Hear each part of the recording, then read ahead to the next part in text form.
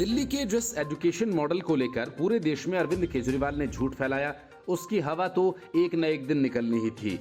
9वीं और 11वीं की परीक्षा के नतीजों ने इस हवा को निकाल कर रख दिया। पता चला कि करीब 90% बच्चे फेल हो गए। आनन फानन में शिक्षकों को बच्चों की कॉपियां फिर से लिखने और रिजल्ट को शानदार बनाने का जिम्मा सौंपा गया। लेकिन इसका भांडा फूट गया तो नई शिक्षा मंत्री बनी आतिशी मारलेना से लेकर शराब घोटाला मामले में तिहाड़ की हवा खा रहे कम पढ़े लिखे मनीष सिसोदिया तक बेचैन हो गए। बीजेपी ने हाल ही में इस बात का खुलासा किया था कि जिस मनीष सिसोदिया के पास दर्जनों विभाग थे, उसके पास शिक्षा के नाम पर महज एक डिप्लोमा है। बीजेपी और कांग्रेस दोनों ने अरविंद केजरीवाल के शिक्षा मॉडल पर धावा बोला तो आतिशी मारलेना ने बचाव में कहा, केवल दिल्ली की बात नहीं है बल्कि हर स्कूलिंग और यूनिवर्सिटी सिस्टम में यही प्रक्रिया है।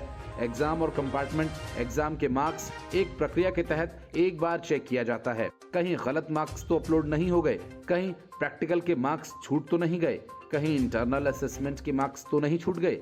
आतिशी ने कहा कि क्या बच्चों के मार्क्स को दोबारा चेक करना गलत है?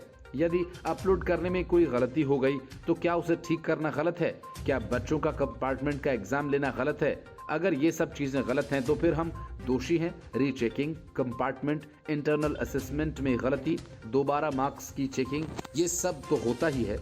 लेकिन आतिशी मारलेना ने ये नहीं बताया कि पिछले 8 सालों में ये सारी गड़बड़ एक साथ ही कैसे हो गई और 90% बच्चे कैसे फेल हो गए। बीजेपी के बाद अब कांग्रेस ने केजरीवाल सरकार पर 9वीं और 11वीं कक्षा के छात्रों के खाली परीक्षा पत्रों में उत्तर लिखने के लिए शिक्षकों को बाध्य करने का आरोप लगाया और आरोपों की जांच की मांग की। दिल्ली कांग्रेस ने दिल्ली सरकार पर निशाना साधते हुए आरोप लगाया कि मुख्यमंत्री अरविंद केजरीवाल और पूर्व शिक्षा मंत्री मनीष सिसोदिया ने शिक्षा के दिल्ली मॉडल के बारे में झूठी कहानी गढ़ी है। दिल्ली कांग्रेस के नेता अनिल भारद्वाज ने कहा कि सच्चाई ये है कि सरकारी स्कूल्स में शिक्षा का स्तर बुरी तरह से गिर गया है। केजरीवाल ने 9 साल पहले विधानसभा चुनाव के लिए अपने घोषणा पत्र में वादा किया था कि सत्ता में आने पर वह 500 नए स्कूल्स और 20 नए कॉलेजेस बनाएंगे, लेकिन वह उन्हें पूरा नहीं कर सके। उन्होंने आरोप लगाया कि सरकार पिछले 9 वर्षों में 5 लाख करोड़ रुपए से अधिक का बजट आवंटन करने के बावजूद दिल्ली का विकास करने में विफल रहा।